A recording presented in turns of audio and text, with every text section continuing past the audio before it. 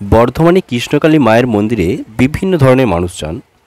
কেন যান না, এখানে গেলে তাদের সমস্যার সমাধান হবে। ঠিক আছে, তো এবারে তোমাদেরকে একটা কথা বলি। আমরা সেদিনে মায়ের মন্দিরে গিয়েছিলাম। সেখানে গিয়ে এমন কিছু ভক্ত দেখলাম যাদের কথা শুনে খুবই খারাপ লাগলো। কথাটা কি?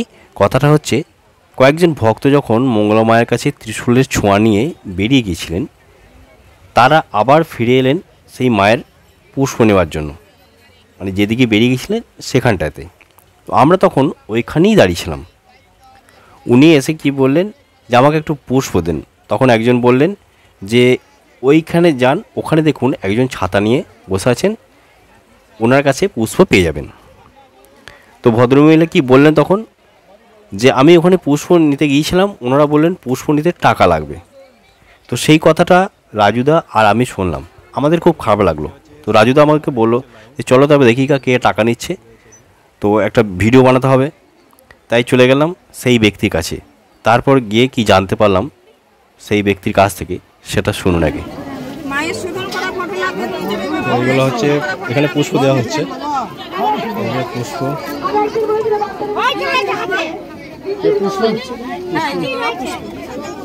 ওই যে পুষ্প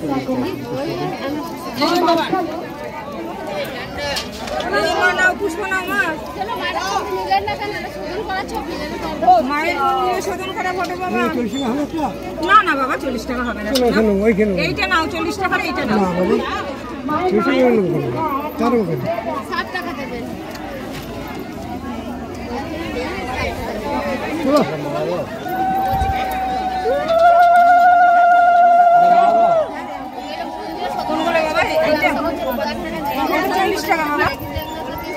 বড় দাও না, গাড়িতে লাগাবো, আউটটা খুব ভালো, এটা দিও কাটা কাটা বাবা।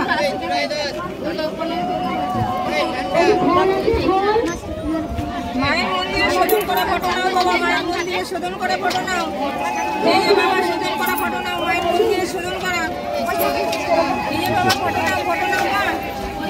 কাকিমা পুষ্প দিতে টাকা দিচ্ছে নাকি? পুষ্প দিতে আর টাকা নেয় নাকি বাবা? ওটাই আর কি, যে একজন বললো, আমি বললাম না ওটা ফটো বিক্রি করছে না, ফটোর টাকাটা ওইটাই।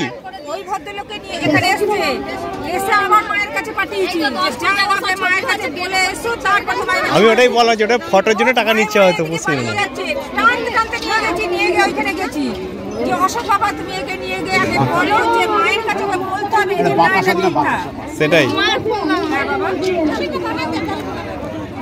ওটাই তো আমরা দেখছি তখন ধরে, ওটাই বলছি যে ছবির জন্য টাকাটা কি ছবি নিচ্ছে আর কি, পুষ্পের জন্য তো কেউ টাকা নেয় না। আমরা ভালোবাসি মায়ের ছবি, মায়ের মন্দিরের জন্য আমরা বিক্রি করে দিচ্ছি, সেটাই। চলো ঠিক আছে, তাহলে তোমরা এতক্ষণ শুনলে। তো যাই হোক, তোমাদের এটা বোঝাতে পারলাম যে এখানে কোনো টাকা নেওয়া হয় না। তবে কিছু মানুষ আছে যারা এইরকম বদনাম ছড়ান, সেই জন্য এই ভিডিওটি বানিয়েছিলাম, যে মানুষ যেন দেখুক যে এখানে কোনো অন্যায় কাজ হয় না। যদি কোনো অন্যায় দেখি সেটা আমি আগেই মঙ্গলা মাকে বলি, আর আপনাদেরও সাথে যদি কেউ অন্যায় করে থাকে এমন, তো আপনারা গিয়ে অবশ্যই কিন্তু মঙ্গলা মাকেই বলবেন।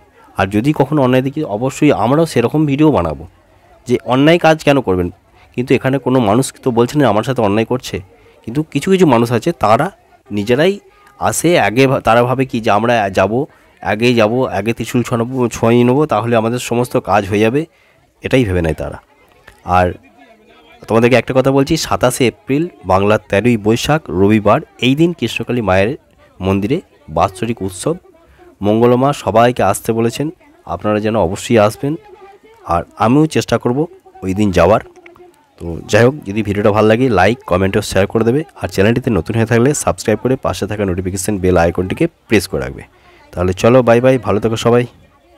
না এই প্রথম তোমার দোকান দেখে এই মা দেখে বুঝতে পারছো আর্থিক অবস্থা সেরকম নয়।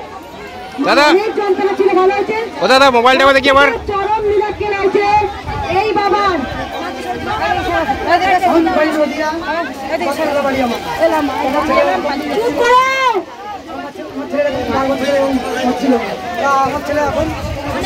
অনেক সুস্থ, অনেক সুস্থ। না না আমাকে অনেক সুস্থ। দাদা মোবাইলটা দেখি আবার, দাদা মোবাইলটা দেখি আবার। চরম মিলাকে আছে, দেখো একবার 12 বছরের লোক, এই লোকটা 12 বছরের। এই রোগটা 12 বছর এই ছেলেটা এই চিঠে আছে। কবে এলো না? 3 বার এলে। একদম সুস্থ ছেলে। 3 ঘন্টা এরকম রোগ হতো। 12 বছর ধরে রোগ, 12 বছর বয়স, 12 বছর এই রোগ ছিল। সেখানে ভালো হয়েছে, পুরো একদম 3 বার এসে কোথা থেকে আসতে হবে? আজকে লাইন মেনটেন করলে আবার এরকম কষ্ট পাচ্ছিল বাবা। বুঝতে পারছি ছেলেটা সেই ছেলে আজ এরকম মা মিরাকেল করে।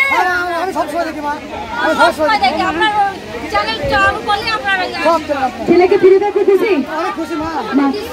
মাকে ভুলবে, মাকে ভুলবে। ছেলে ভালো হয়েছে, 3 বার এসছে, এখন দাঁড়িয়ে পড়েছে।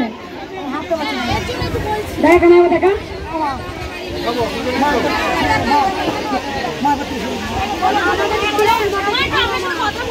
দে।